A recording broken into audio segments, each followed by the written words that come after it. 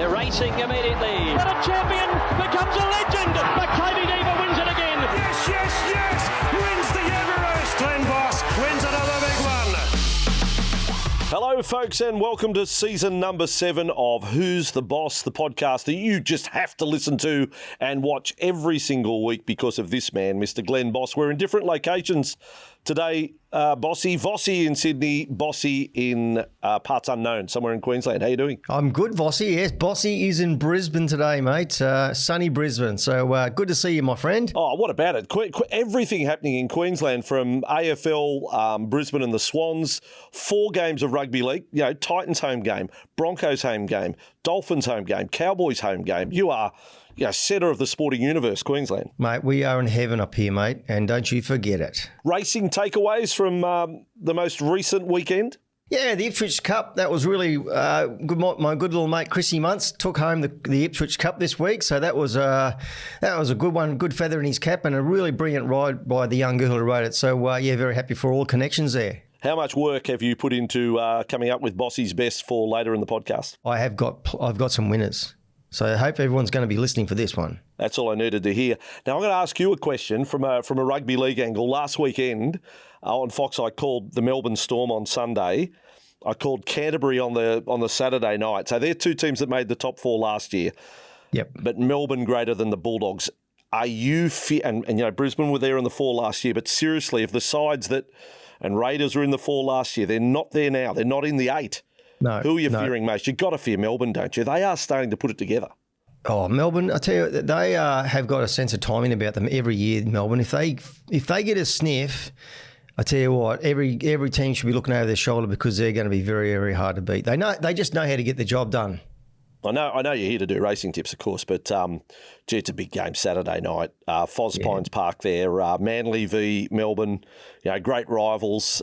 Shame Jerome Hughes will miss the game through injury, but I just think it could be one of the games of the season. Could be fantastic. I'm concerned about my Brisbane Broncos. They've fallen off the tree. Yeah. Any golf, by the way, this week, Bossy? I've been playing a bit of golf. I'm hitting the ball a little bit too often for my liking at the moment, Vossy, in one round.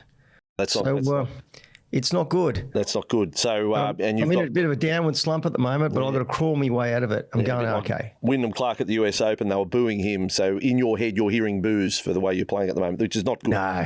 Isn't that? I watched a lot of the US Open. I thought that was disgraceful by the crowd. I know they're New Yorkers and that, but geez, that's just so unsportsmanlike, isn't it? Well, the gentleman's game there, golf etiquette. Come on, Bossy. Come on. Now, look, you have left me in charge here today of the AirTouch. I've got the iPad, so I could actually, if I wanted to, I could really turn the temperature down in your studio there. So good is AirTouch. Ultimate smart air conditioning controller. Great for home or business. And as I said, I'm looking here. So I've got you set at a very pleasant 25 degrees. Would you like me to take you down to 5 degrees here at Phillip? No, please not. 25 is perfect for me, Vossy. Thank you very much. And but it is that easy because I reckon if you did that, I'd know in about 2 minutes what you'd already done. So it is climate control in the palm of your hand, no matter where you are. You can set it up for when you're home. You can put it on timer wherever you are. Have it for, if you work through the day or you're coming home, suddenly there's a change in weather. The AirTouch system is absolutely brilliant. Stay cool, stay connected with AirTouch. Well, I'm telling you got to love AirTouch, mate. So if you want to get involved, because I love it, get on airtouch.net.au and get one, because you will not regret it. People all over our socials of the podcast too, Bossy, and this week people will be checking in Facebook, TikTok, the YouTube at Who's the Boss Pod, anywhere you get your podcast from. But they will want to watch this week's guest because it is from one of the biggest names in Australian racing. Yes, they are, the Freedmans, and one part of that trio, Michael, what an incredible person, and coming from a dynasty in our circles, and it was so nice to sit down and have a good chat with him, mate. All right, so here it is, folks, our chat with, as we say, one of the famous names in Australian racing from the Freedman family, Michael Freedman, on Who's the Boss podcast. And here he is, our special guest on Who's the Boss this week, Mr. Michael Freedman. Standing ovation from the studio audience. Big crowd in. Yeah. Hello, Freedy. Yeah, mate. It's huge. Can we just establish, first of all, Group 1 winners here on this couch, Michael? What's the tally? In my own name, I think it's 9. Okay, 9. One golden slipper. One on my own, one in on your own, partnership. yes. One in partnership, brother. And Glenn, you I'd never get tired of hearing. 96. 96, all right. So Between us all here, 105. Fantastic. But of the family name, it's a fair bit more, I tell you. Yeah. So everyone who doesn't know the Freedman family, what's the age gap? What's the order of Freedman brothers? In terms of the family business, back in the day, it was Lee, the eldest, Richard, second eldest. I think there's something like 4 years between Lee and Richard. Then there's another 2 years between Richard and Anthony, and 2 between Anthony and I. FBI. Is there any other families of 4 anywhere in sport, like 4 brothers or sisters? I can think of, in the world of rugby league, there was the Sims family. Mm-hmm. 3 boys played rugby league, 2 daughters, 2 sisters, great talents in their own right. I can't think there'd be too many. No. There was a few wars, wasn't there, with the cricketers? I don't know if there was 4 of them. Walters boys, got 3 Walters in rugby league. The Ella brothers in the rugby league. The Danaher family famous in AFL. No, but there's no one like this dynasty. No. Well, there's over 200 Group 1, 250 Group 1s? Yeah, something like that between all of us, yeah. It's amazing, mate. Yeah, it's been a hell of a ride. So how long, let's do some math here. How long would the mantelpiece have to be in width to put all the trophies up there? Like it'd be a small, have its own postcode, wouldn't it? It'd be massive, but Lee's sort of clouded on most of them because he had 100 and however many it was, 20 or 30 in his own name. Yeah. But yeah, it's quite amazing. I mean, I don't sort of sit back and reflect on it too much, but every now and then when I do, to sort of see the types of races we won back in the day, and the kind of horses that we had involved in doing it, you kind of pinch yourself a bit because it is a pretty amazing record. Littered with champions. Yeah. I mean, I've often told the story. I can remember back in the sort of early 90s when we probably had our very strongest team. I was very young then, and I was foreman to Lee at Flemington and looking after that barn that was up in Leonard Crescent there behind Flemington Grandstand. And we only had, Lee lived in the house in front, and we had 14 boxes in behind there. That's the way it was sort of done back in those days.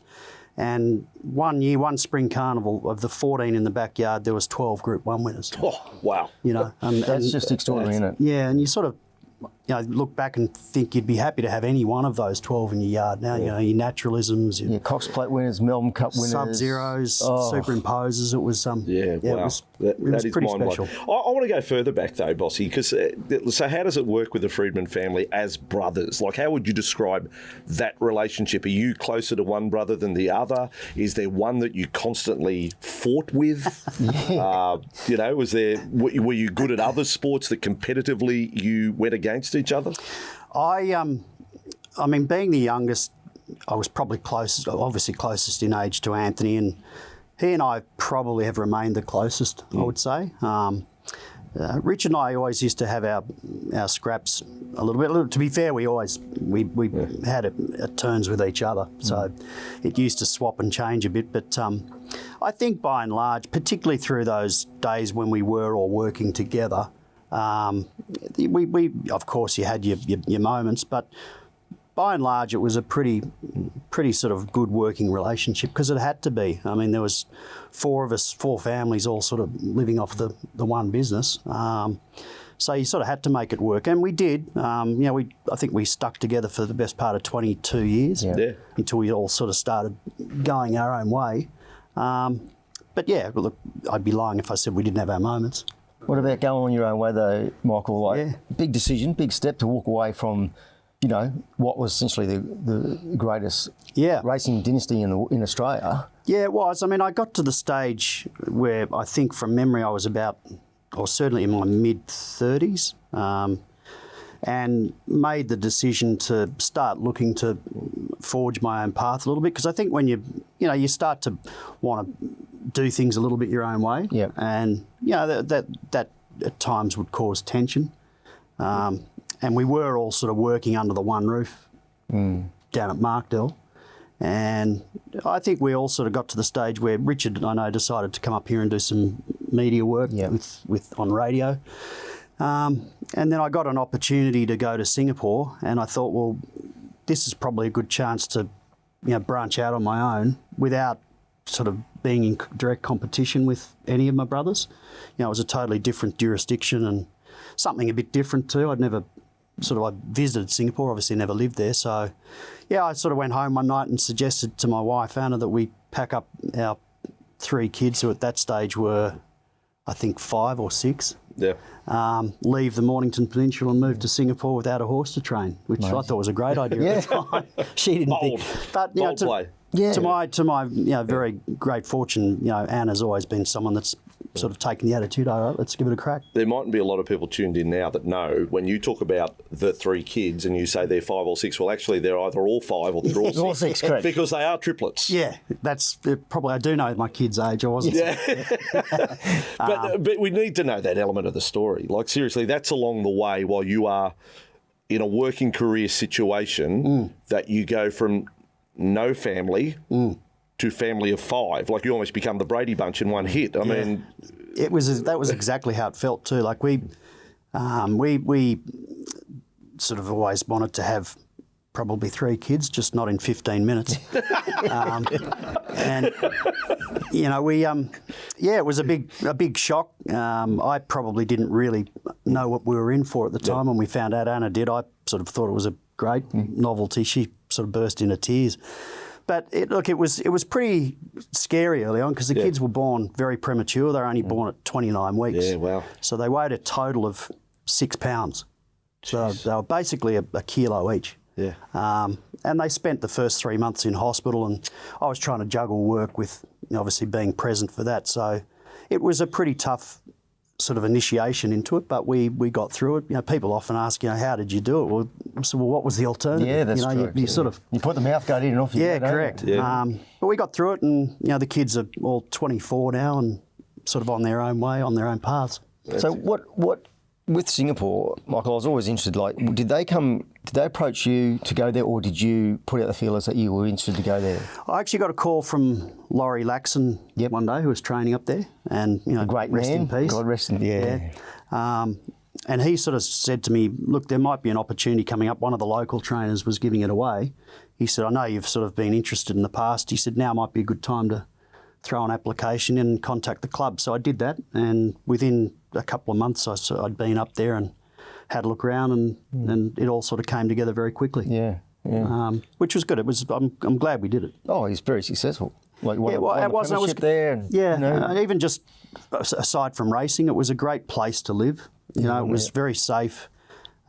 Great schools for the kids, and I saw it as a cultural experience as much as anything. But was that a hit with you with the whole family straight away? Or, kids were too young to know. They're going along with their parents quite obviously. The kids just tagged along. I went home to Anna that night. When I sort of said, I think we've got an opportunity to go to Singapore. What do you think? We were living on a nice farm, and some nice horses around us. And I said, I do want to give this a go. And she, to her great credit, she said, all right, well, let's have a crack.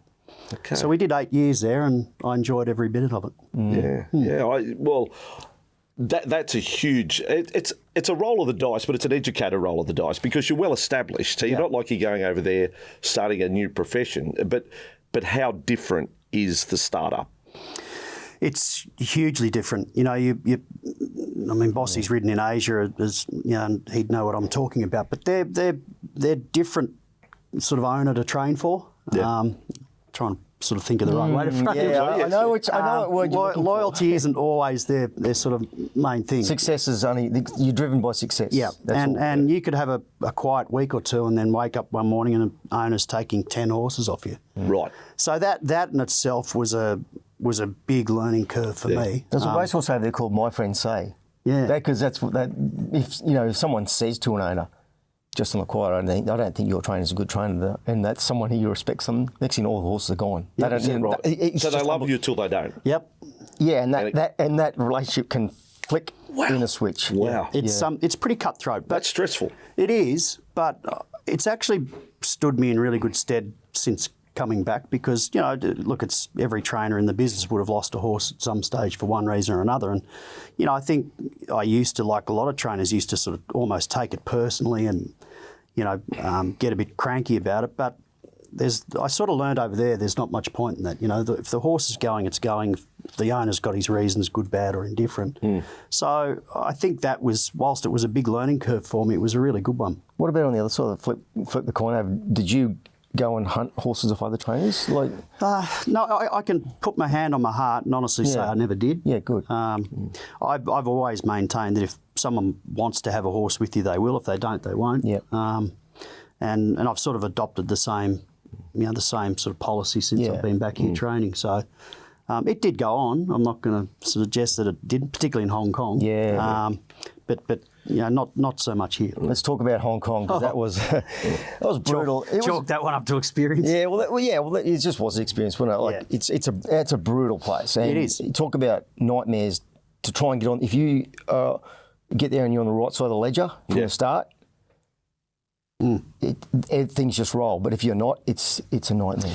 Yeah, it was. And when I say chalk it up to experience, I don't say that flippantly. I mean, it was really, for me, probably the lowest part of my training career, be it with my brothers or doing my own thing. I'd sort of come back from Singapore and I'd only been back here in Sydney for a year and I was just starting to get some traction here. I ran second in the slipper with a filly called Frolic and literally got a call out of the blue one day from Kim Kelly, who was the chief steward up there at that time, asking whether I'd be interested in going up there. And I sort of said, yeah, like I've always thought about it, but I've only just got back to Australia. He said, well, if you're interested, now's your chance to come and have an interview. So rang Anna and said, oh, you up for Hong Kong? 3 kids. The kids put their foot down. By that stage, they were in school back here in Sydney. Right. And they said, look, if you guys go, we'd rather stay here even if we go into boarding school.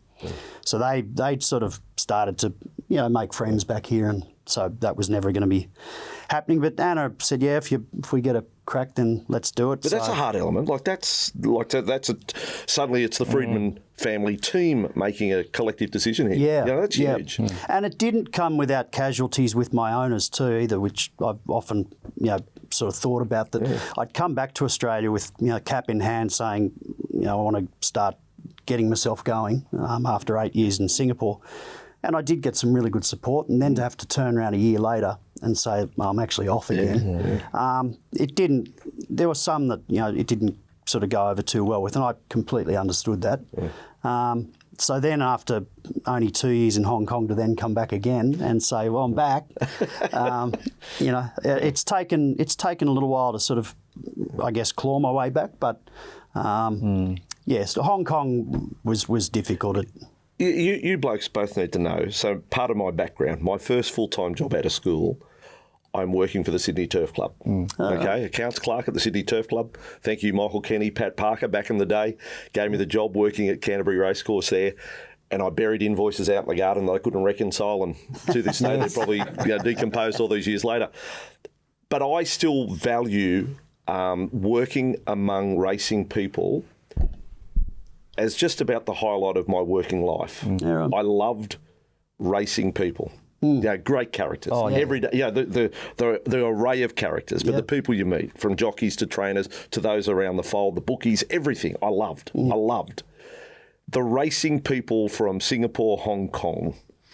How different, and Bossy, you too. What you come across, like day to day, I could imagine punters pulling you up in the street here in Australia, and they'd be telling you how to do your job or giving you feedback on how you did. You know, it's just numbers. But does it happen there? No, well, it's just numbers over there for them. You know, they're driven by numbers. They don't want to hear a story. No. They don't want to hear what the Freedmans, what's their story. They don't want to know about your family. No. They don't want to know anything about you. Just, can you provide me with numbers? I'd Success. Agree with that. I mean, my surname meant nothing going to either Singapore or Hong Kong. In terms of the owners, they didn't sort of suddenly rush you with horses because I had a surname that was well known in the racing game back here. As Bossy said, you basically just had to prove yourself that if you could get the job done, if they could back one that you tipped them and they could, because betting's obviously a big part of it over there, then you're in business. But I had a horrible start over there. I had a horse walker that malfunctioned and I had 2 horses die on it. Wow. And I hadn't even had a runner at that. The season hadn't even started yet. So I was probably a dead man walking in that respect. And I stuck it out for 2 years, but I got to the stage where I was miserable. I just wasn't enjoying it. I was missing the kids. So you're away from the kids too. So everything compact. This is like the perfect storm of failure. Sorry to put it that way, but that's what it is. And that's how it felt to me. Over there, Vossy, there's like 25 newspapers that come out every day, and most of them are all about racing. So, the news spreads very quickly. It does. Well, I had... And those, they can be vicious. Those the Hong Kong commentary, they can be absolutely vicious, I tell you. It's good to have them tuned in today to the podcast. No, they're not one of my sponsors. Never get invited back. But that's could you earn respect? Like in hindsight, if you had a degree, is any like advice to someone contemplating that move? Do you ever feel as if you earn respect? I don't know. I don't know if respect is the right word. I think probably it's more you earn accolades in terms of, like Bossy said before, if you can get there and get the job done in terms of getting your tipping right so that your owners can go and back their horse. Obviously winning good feature races. I don't know that respect is the right word. I think it's probably because you can lose it just as quickly over there. I mean, I've seen trainers and jockeys have gone over there and had a great start, and then for whatever reason things start dropping off, and then it becomes a slippery slope. It really is. That's why I take my hat off to someone like Zach Purton from a jockey's perspective, where he's been over there for a long period of time now, and has maintained that high level for such a long period of time. It's a great credit to him. So would you, you look back at your journey, would you do it differently? Well, it was nearly a decade in Singapore, wasn't it? So, is there a use-by date? Like, you think that you go over there? Like, could you have stayed there? Look, I probably couldn't have. I think we did 8 years, and by the end of the 8th year, I'd sort of had enough. Not just training in Singapore, but I was really keen to just get back home. And I was keen for the kids, as was Anna, to get them back into school here and let them experience growing up in Australia a little bit, because they were very young when we moved there. And I do think a lot of expat kids that in any business, their parents are in any sort of business, if you spend your whole time sort of in those expat communities, you don't really have, it's a very transient place, Singapore.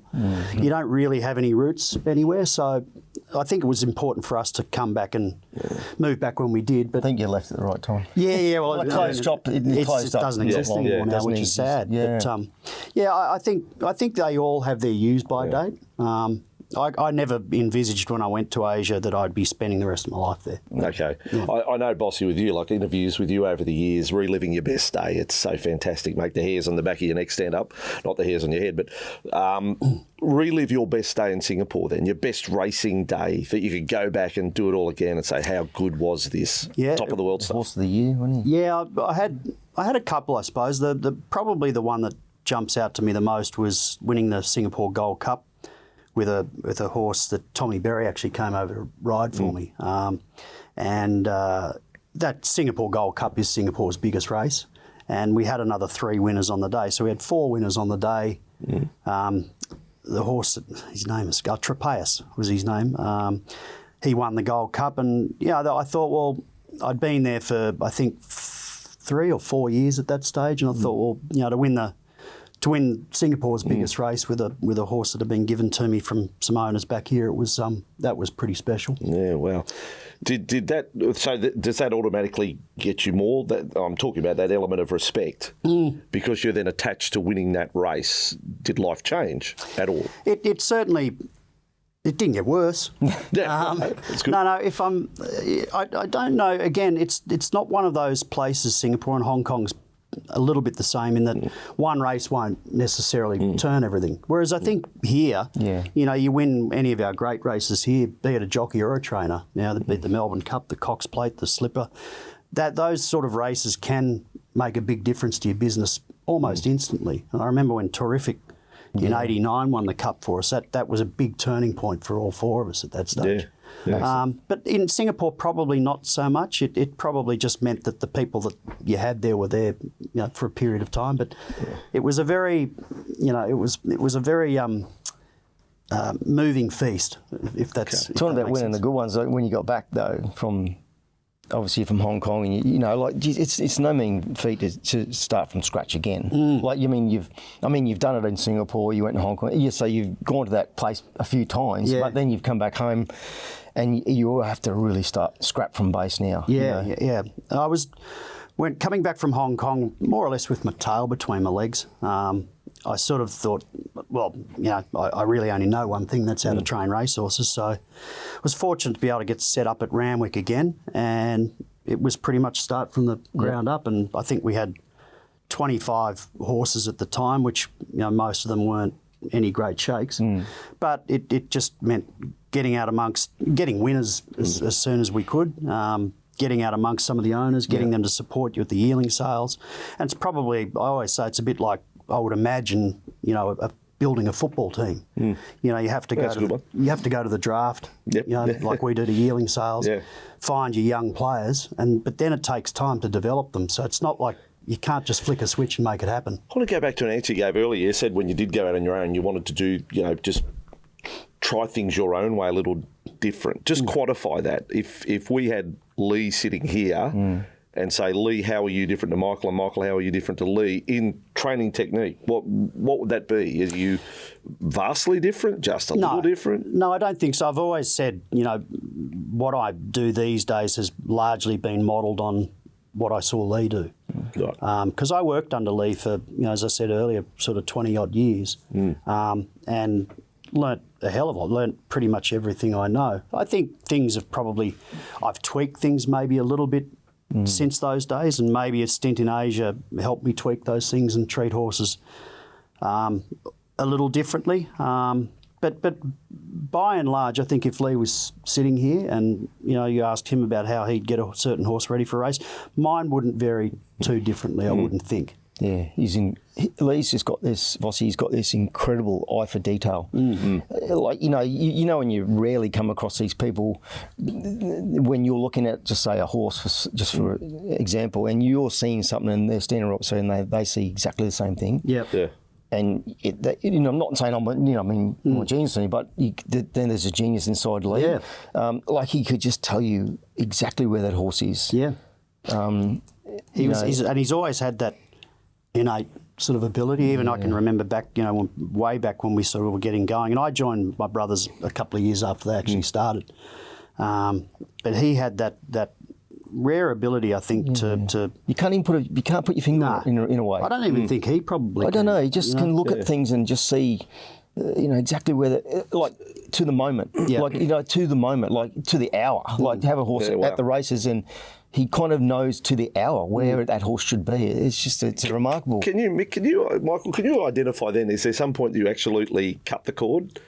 Like, would you still call your older brothers, for advice on anything? Like, bounce things around, or at family gatherings, it's a no-go. Well, that usually ends up in a punch-up. So.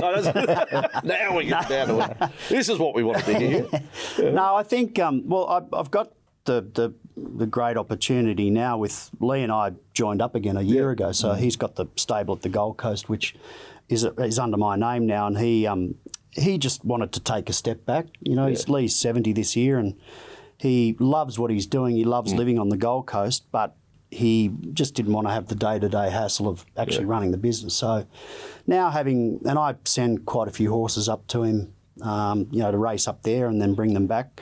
And I think having that, and we speak every day now. Yeah, okay. Because we need to, isn't it? But quite often I'm bouncing ideas off him and same sort of thing, and I'm really enjoying that because probably back in the day when Lee was late 20s and I was 17 or 18, I was just a shit kicker, and that's how it had to be. Now we can sort of, I guess, talk on a more adult level. But imagine just tapping into that wealth of knowledge, though. Yeah. Like, what's going on inside that bloke's brain, you know? Because, I mean, if I was an aspiring trainer, like, I'd like nothing more than to go and say, Lee, can I go and spend a year with you? Yeah. Just and all you do is just watch and observe and try and take in as much as you can, because it's... Okay, Bossy, this is your podcast. Michael's not here, Lee's not here, the imaginary Lee's not here. Who's the most difficult of the Freedmans to deal with, and who's the best? That's easy. Richard, I think, is difficult to deal with. I've always got on unbelievably. Have so much respect for him, not only what he's done for my career. Michael is the friendliest one out of the lot, because he gets in the Quinella. Yeah, no. Well, I've always, mate, we've got on like a house on fire. We always, even from back in the days. We've got to toast the big girl too in a minute. Sure. But Lee and Anthony, I think for mine, is probably one of the best horse people I've ever met. Okay, like he's a big chip off Lee's block. Yep. Yeah. But Anthony just wants to be with the horses. Yeah. Not that he hates people, but he just dislikes people. Put it that way. So, Michael, now the Mutual Admiration Society, Glen Boss to deal with. You know, of all the jockeys, the thousands of jockeys you've dealt with, literally over your life. Oh, look.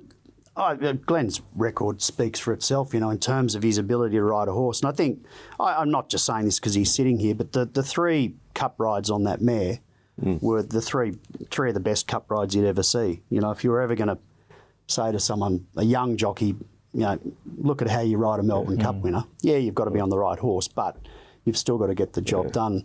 I think, look, we've had a good relationship over the years, and, you know, probably dealing one-on-one, not so much, because obviously when I was, you know, under Lee, it was sort of Lee and Bossy. But, we've always got on great. I'd like to think I don't not get on with too many people. No, you get on good with everyone. Yeah. Like, you got life's too short. Yeah. Let's talk about life's too short. We've got to toast the big girl. We lost her this year, which is pretty sad, but we've got to remember. And nice touch. Bossy, you haven't probably done this one, mate, but we have a sip out of the Melbourne Cups with all the guests. Mate, I'm not worthy. I've got to tell you, I'm not worthy for this. Clean these. They've been around for a while. No, they're clean, mate. Michael, I got them all refurbed. This is what we do every week. We do this. You got a cup of water. We do this every day, mate. Okay, mate, sure. We're going to toast it. That's beautiful. Toast the big girl. Absolutely. A lot of champagne in that. I got to. Oh, hang on, I'll fix it up. Look at this. I'm a multitasker here. Look at this. Yeah. Multitasking. Mate, this has never been done. There's no podcast in the world. Look at this. There we go. 3 blokes. Cheers, boys. There we go. There we going. That great mare. It's not here for decoration, guys. It's not here for decoration. You go on the top shelf there, Glenn. What about when she walked into the barn? Yeah, well, I can remember Lee saying at the time, you know, it's one of those things where obviously Tony Santic, her owner, had decided that you know, Markdale was a good place to have her trained, because David Hall had left her in great condition, as you well know.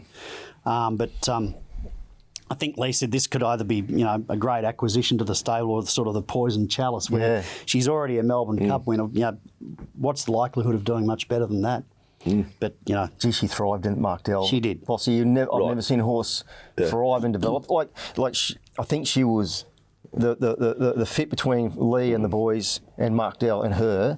Like, you've never seen the synergy that just connection, because she loved being in the paddock. So she had her own paddock where she roamed around with other mares, and she just, I don't know, I've never, from the time that Lee got her, she just got bigger, stronger, and she just in that environment. I've never seen an animal do it. Do you know what it's like? Like, I don't think there's anyone in Australia that tires of hearing the story and hearing people like yourself, Bossy, recount, to be part of that folklore. You must have to pinch yourself sometimes that you're part of a story that will be told long after we're all gone. Yeah. Well, I think Lee summed it up perfectly after she won the third cup, which, you know, I mean, isn't it amazing what he said? Yeah, he obviously sort of rehearsed it the night before, but, you know, it was a great delivery and one of those quotes, I guess, that'll be probably remembered for a long time. Yeah. When he said, you know, go and find the smallest child on the race course, because it'll be the last person to see this happen. Yeah. It's just great moments. So in the big moments, like say the 3.5 years that she was racing, at that level, there was a lot of great moments inside the moments. Yep. And, when the Inner Sanctum, we were witness to see the lot of it. It's just crazy times. Whiskies at 5 a.m. the morning after. Yes. Oh, again, there's another strand of the story. The parties were good. There might be a second podcast in this one, in all of that. But again, it is mind-blowing, the success that you are part of that, knowing that you can't replicate. Does it make you hungrier, or is there a period of time, well, it doesn't get any better than this? Do you cut back or feel like you're obliged to cut back your workload? In a strange way, would you lose a little motivation because you can never better that? No. Yeah, not for me. I mean, I think it's one of those things that, you look back now and think, God, what an incredible... I think at the time, yes, whilst you're aware of what an incredible mare she is and what she was able to do, I don't know that you really ever think, oh, this'll never happen again. Yeah. I think it certainly, from my point of view, gave me a lot of energy to go and then move to Asia and do my thing over there. So I can't speak for the other boys. Obviously, everybody has different feelings on it. But I saw it as a great impetus for me to sort of then kick on. And I reckon in the racing industry, like our lives, we pretty well drive cars with no rear vision mirror because we're always looking forward. Always looking forward. You go into the sales. You're meeting new owners. So you're always walking forward. So you don't really have time until you really stop to reflect. Because stopping, you don't have that luxury because you're always moving forward. I'd agree with that. So obviously part of the moving forward is you having that great little 2-year-old filly stay inside, walking into the barn. You're like, that was the one that.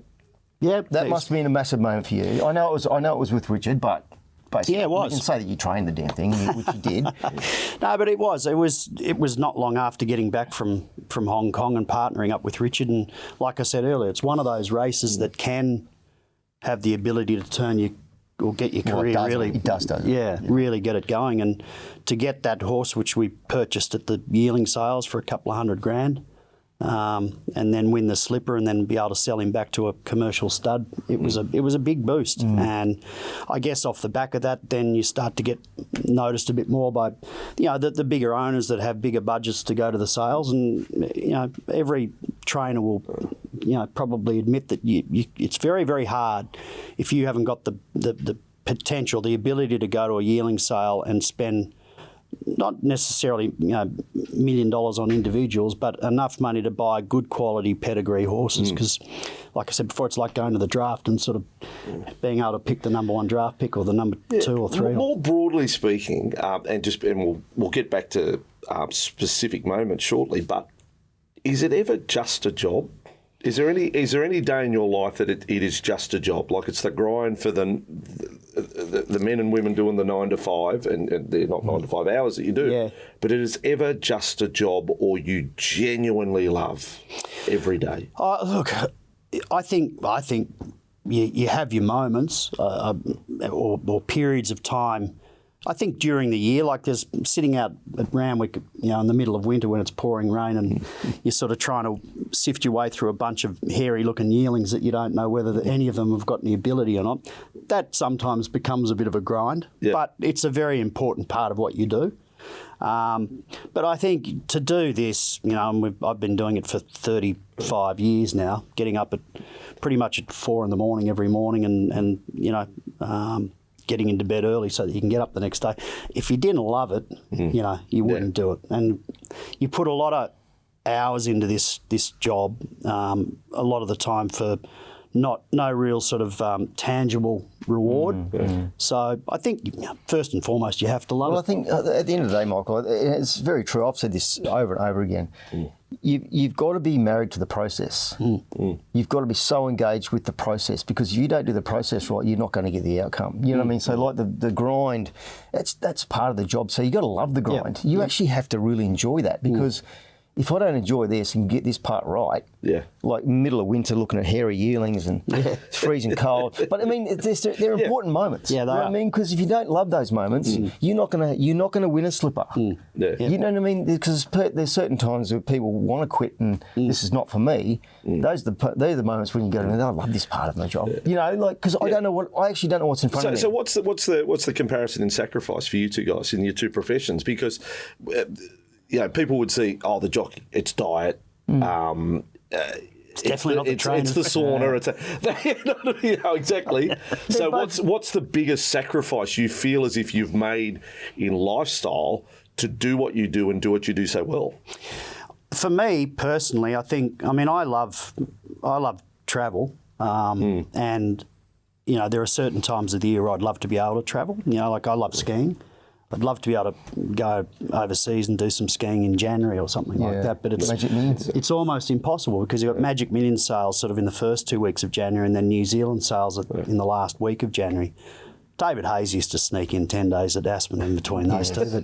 But that look, and I know that's probably a first world problem, but I do feel that we're only on this earth once. It's not a dress rehearsal. But you do get very tied to, and I think we're all guilty of it, us trainers, in that you do get sort of bogged down in sort of almost thinking, I can't take any time off.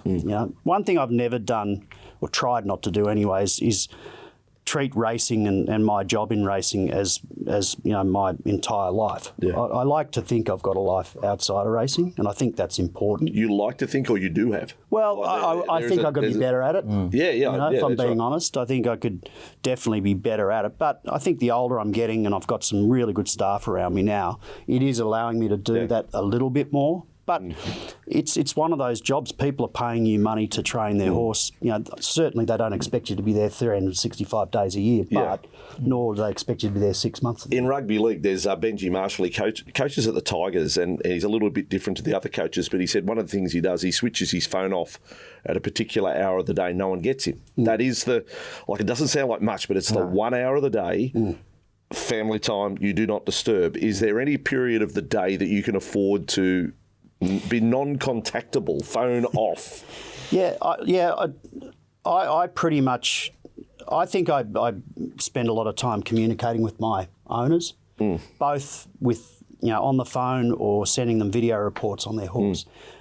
For that, I feel that by the time I get home, which is usually sort of 5:30, 6 o'clock at night, that's a long day though. It is, but then I put the phone on silent. But if I see someone ring, I won't answer it because I just think you've had from 8 o'clock in the morning till 5 or 6 in the afternoon to contact me. So I do have those boundaries, Yeah. Fair enough too, isn't it? Yeah. So when Bossy's number flashed up to come on this podcast, not Bossy. Yeah. It only took me a year to get it. Yeah, did it? I think you just got sick of me. You said, oh, come on, get this one out of the way. Not at all. Okay, here's the big one. We're sort of into the home straight now. Do you sit here content if and I don't wish this at all, but if things suddenly ended right now in terms of the career, is there an itch you had that you'd love to scratch? Is there something that hasn't been done that you would love to do or have done? I don't think. I certainly feel like for me there's still unfinished business. I think it's more around the fact that I haven't spent long enough here training in Sydney to sort of achieve what I think I potentially can achieve or want to achieve. Because I was in Melbourne for a long period of time, went to Asia for 10 years, and then I've only been back here, I've been 6 or 7 years now, but I feel like I want to have a good red hot go for the next probably 10 years. By then I'm getting into my late 60s. By then I'll be starting to think, do I sort of want to continue doing it at that level? But, the stable's been growing. I've only got to a stage now where I think I can compete on a fairly regular basis in some of the big races because there's some really big successful stables around with lots of horses. Sydney racing, I know they say Hong Kong's competitive, but I still think Sydney's the most competitive anywhere in the world. So I feel like I've just maybe broken into that area where I can really compete at that level. So for me, I still think I've got a lot to do. Is carrying the Freedman name ever been a burden? In all honesty, have you wish you were Michael Smith.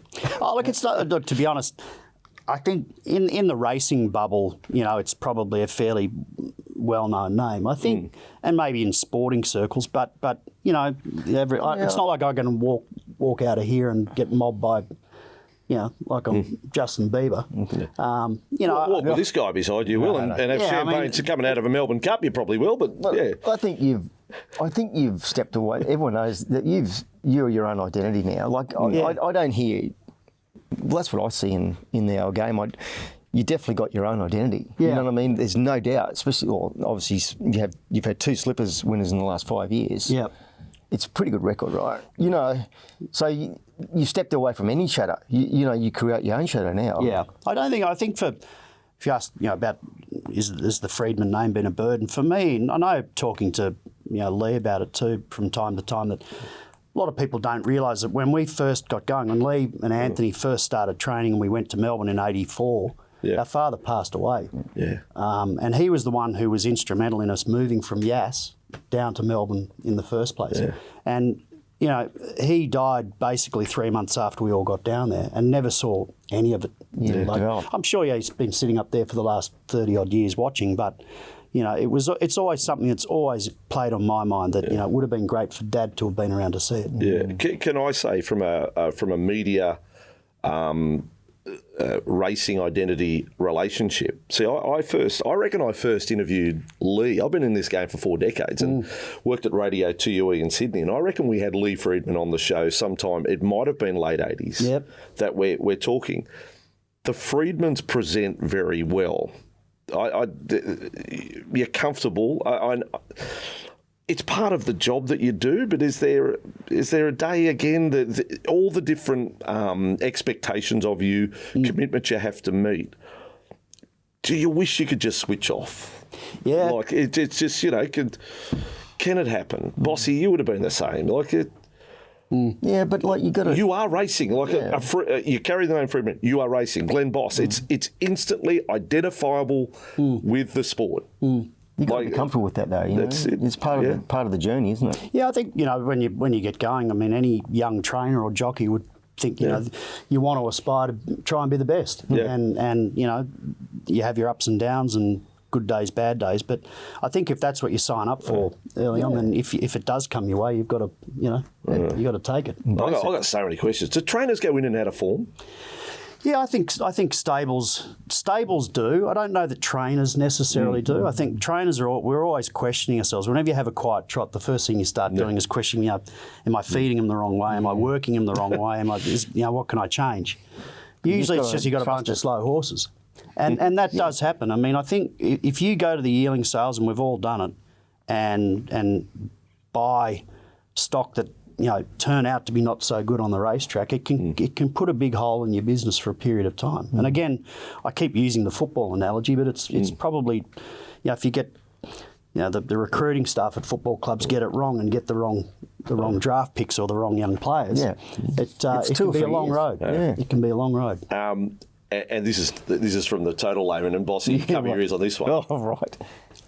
How often have you heard after a race and a jockey say this happened to that? Like, do you always trust the jockey's opinion or not? Or you go with your gut, or the jockey tells you something else or not? Are they, can you trust these blokes? Or?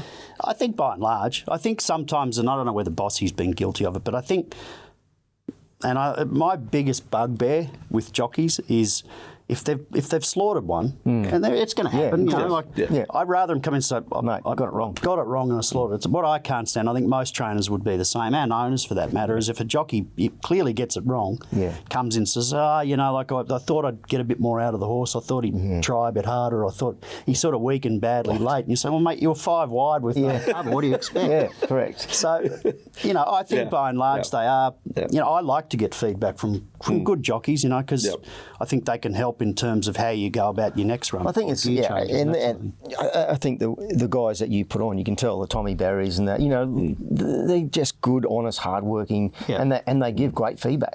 Tommy's because he wants to build a success with you. That's right. So I understand the people that you put on, and Yeah, I mean, you want to hear the brutal truth sometimes, don't you? Owners, trainers, owners and trainers respect, I think, riders a lot more if they come in and put their hand up. Yeah. I got it wrong. Yep. Now, Bossy, I don't know how you normally finish the interviews. I mean, Benny was a very different character last week. Benny's one of a kind. Is there something that we don't know about you, Michael, that we maybe need to know? Like, is there a singing voice? Is there a dancer? Is there an actor crying to get out? Is there? Do you have dreams of making it in the AFL if you could go back in your life? Was there a sliding doors moment? Have a look at the AFL. Any of that? You mentioned Justin Bieber there. Like, is that you're a closet fan? You're a Bieber believer or something that you go on the street? Is there something we don't know about you that you'd love to share on the Who's the Boss podcast? I think this is the perfect platform. I was a very I was never really. I thought I should have been discovered as a halfback at school. Yeah. Right. Okay. But never really reached those heights. So no, I think the one thing you probably So is this high school Yass Magpies, is it? Or was that then? It was the Yass Magpies. Yass Magpies. There you go. Yeah, wow. Did you? Was that a guess, or you knew it was? No, I know the Yass Magpies. Yeah. Mate, the Yass Magpies. There was a kid called Freedman. Yeah. yeah. Richard. Yeah. He was Very short-lived. No, is that the one right? thing you wouldn't know about me, and it actually includes my brothers, is that we actually nearly ended James Rain's singing career. Oh, straight. Wow. Yeah. So it was, I can't remember which year, I think it was the year Doremus won the Cup, which was, 93 from memory. And back in those days, we had this great marquee sort of in the rails there, and it used to really hum. Yeah. Okay. And after the last race, and we won the Cup, and we got all these people back, and we had a live band there, and it really, and that was back in the days when they weren't booting you out of Flemington at 7 o'clock at night. Yeah, we were still there at 10:30. Nice. And James, who we'd got to know reasonably well because he lived down on the Mornington Peninsula, and he turned up and obviously availed himself of all the refreshments that were on offer.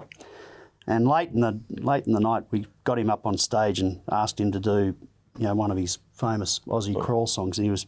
I hope he doesn't mind me saying, he was so drunk he couldn't even remember the words to his own song. And so anyway, we finished the night and everyone went home, and then I picked up the paper the next day and there was some article where James Rain had been rushed to hospital. He tried to get home, didn't have his front door keys, tried to scale his front wall. Fell off the front wall and busted his shoulder or something and couldn't pick up a guitar for 18 months. So. Well, there you go. There's our clickbait headline. We've got There we go. Great scandals of Australian music. Yeah. Freedman's responsible for near death of icon. Wow, and an icon. James Rain. Yeah.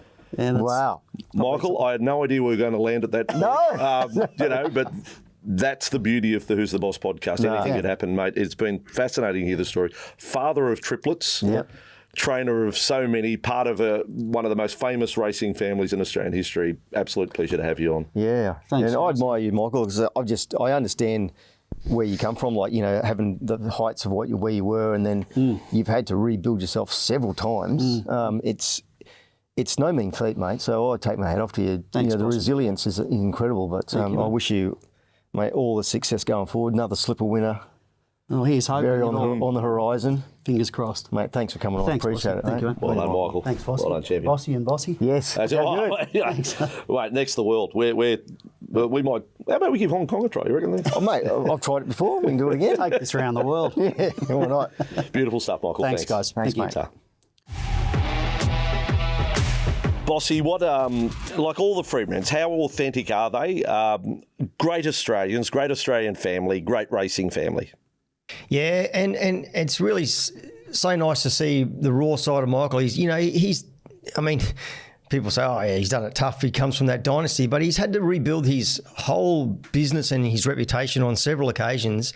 And he's just coming out on top. He's just a wonderful human being. He can train a damn horse, but I just love how he's just so open.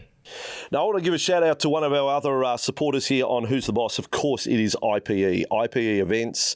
There'll be all around State of Origin number 3, but if you want a racing event, rugby union, rugby league, any sporting event, IPE, very few do it better than international premier events. So, I probably should have worn the cap, but I'm just holding the cap. Get around at IPE. You can buy your corporate tickets with IPE, and you do that. Their website is www.ipevents.com.au. Now, With thanks to Ladbrokes, it is time for Bossy's Best. Okay, Bossy, where do you want to take us this week? Well, Vossy, I'm taking you to the Tats Tiara. It's the last Group 1 of the racing season. It's at Eagle Farm, and it's run over 1,400 metres, and I've got it down to 3. So if we can put those in a box trifecta, I reckon you'll get great value. You've got Splashback, the one at the top of the list for me. Graham Begg, trained filly. Jordan Childs rides, drawn very well. He's ready to run a great race or even win. So he's in my top 3. I've got Within the Law, Bjorn Baker trained. It's had 2 runs back in from the spell. It is ready to peak today, on Saturday. And I'm also going for Manal. And that's our good mate who we just had on, Michael Freedman. This can win. Actually, it is my top pick, Manal, but the other 2, you box them up because any one of those 3 can win. Alrighty, I think you've got a real spring in your step. If you've always going to have a spring in its step, that's what you've just produced there, Bossy. Of course, the Who's the Boss pod. We're on TikTok, we're on Facebook, Insta, YouTube, at Who's the Boss pod. Bossy, I can't thank you enough for letting me into your world just for a couple of weeks. Plot Studios.